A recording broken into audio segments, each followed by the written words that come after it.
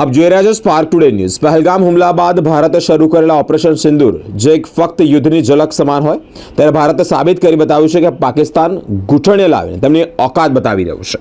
ભારતે સમગ્ર વિશ્વને સાબિત કરી બતાવ્યું છે। ત્યારબાદ સમગ્ર ભારતમાં તિરંગા યાત્રાનું આયોજન કરવામાં આવશે। તારીખ 13 થી 23 દરમિયાન આ કાર્યક્રમનું આયોજન કરવામાં આવ્યું છે। અમદાવાદમાં વ્યાસવાડીથી સુભાષ બ્રિજ સુધી આ તિરંગા યાત્રા નીકળી છે।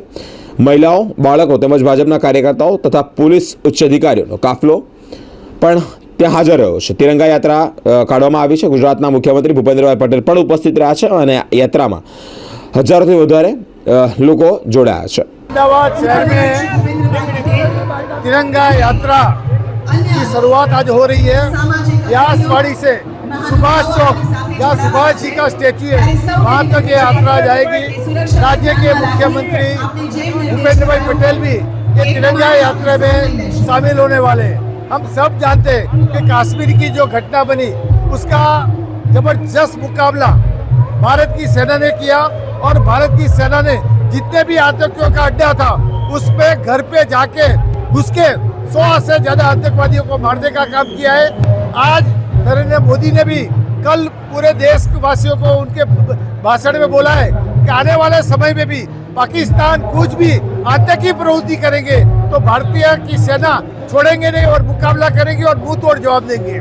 આજની આ ત્રિરંગી રેલીના પ્રસંગે હું કોંગ્રેસ શહેર અધ્યક્ષને કહેવા માગું છું કે જ્યારે સમગ્ર દેશની અંદર રાષ્ટ્રભક્તિનો માહોલ છે, ત્યારે ભાજપ અને કોંગ્રેસથી પર થઈને ભારતવાસી બની અને રહેવું જોઈએ।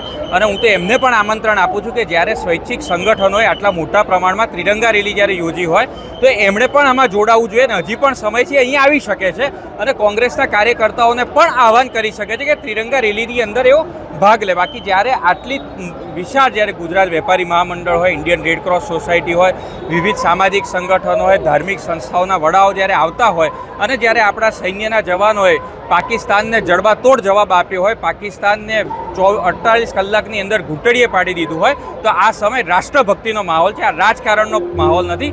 અત્યારે રાષ્ટ્રભક્તિના આધારે આગળ વધવું જોઈએ।